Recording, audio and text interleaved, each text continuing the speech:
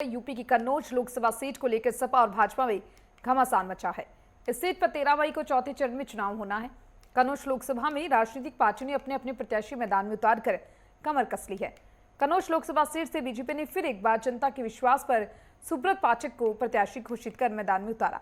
Samajwadi party की तरफ से अध्यक्ष अखिलेश यादव ने उतारा है। और यहाँ की जनता का मूड क्या है, जाना हमारे संवाददाता ने। जरा सुनिए।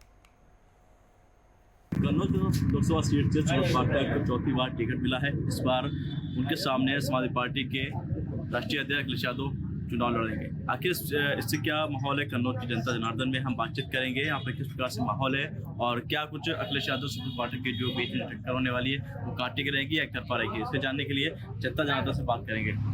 किस प्रकार से सुब्रत पाठक होने वाली है, क्या लगता है? कोई टक्कर नहीं, भाजपा की सीट निकलेगी।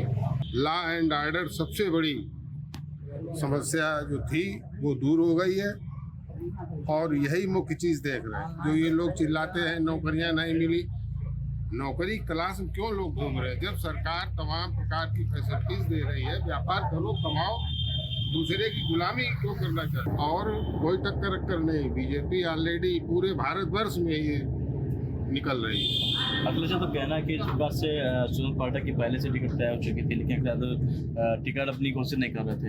लेकिन इसके बाद जब उन्होंने नामांकन करने की बात है तो उसके बाद उन्होंने अपने टिकट को घोषित किया और नामांकन किया। तो कहना है कि पहले तो लोहे जब गर्म लोहा होता तब चोट मारी जाती है, इससे क्या मानना है? ना कहीं गर्म लोहा है, लोहा आराम से ठंडा है और बढ़िया आराम से काम चल रहा है। सीट निकलेगी सुब्रत पाठक जी की।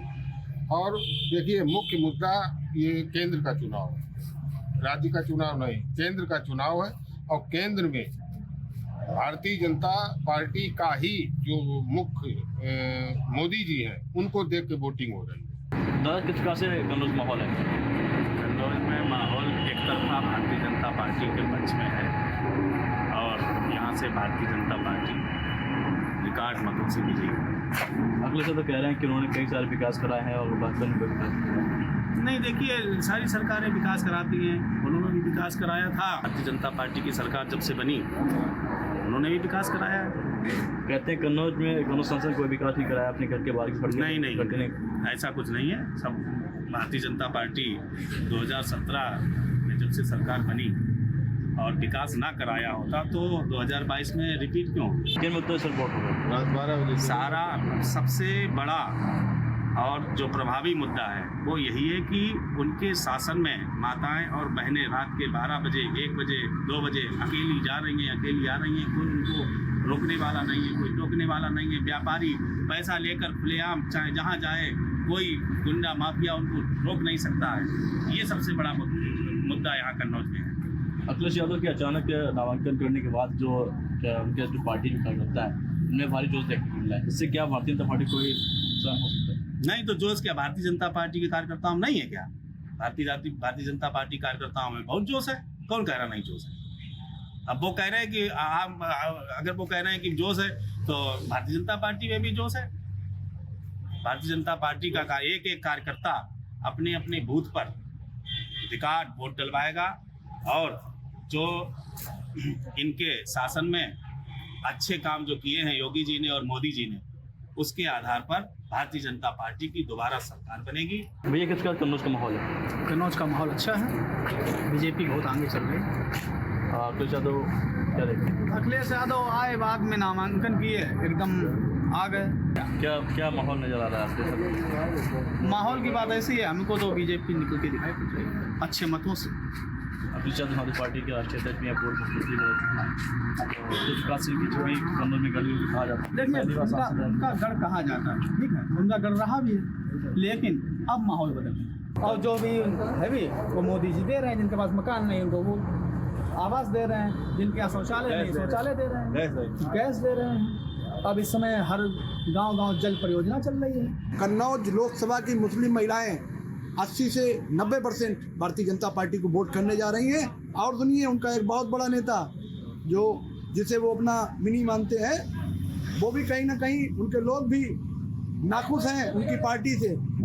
तो आप समझ सकते हैं परिणाम कितना सुखदायी होगा भाजपा के लिए, इसमें कोई दो राय नहीं है। भारतीय जनता पार्टी कन्नौज में कमल खिलाने वाली है। इसके साथ ही साथ दिल्ली में 400 सीटों के साथ प्रधानमंत्री नरेंद्र मोदी तीसरी बार प्रधानमंत्री बनने वाले हैं। समाजवादी पार्टी के राष्ट्रीय अध्यक्ष अखिलेश यादव यहाँ से चुनाव लड़ने का ऐलान कर चुके हैं, नामांकन कर चुके हैं। क्या लगता है कुछ फर्क पड़ेगा इस बार?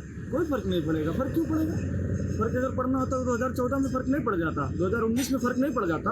कन्नौज में किस प्रकार से वोट पड़ेंगे, किन मुद्दों पर वोट राजनीति देखिए, होगी? कन्नौज में अखिलेश यादव जी के लिए कोई मुद्दा हो सकता है, लेकिन मैं अपना मुद्दा बताता हूँ, वो कन्नौज वालों का मुद्दा बताता हूँ। कन्नौज वालों के लिए और मेरा व्यक्तिगत मुद्दा मोदी है। मेरा मुद्दा मोदी इसलिए है कि मोदी ने देश की सुरक्षा की, राष्ट्र की सुरक्षा की, सनातन की सुरक्षा की, सड़क सुरक्षा, रोजगार, हर चीज पर ध्यान दिया।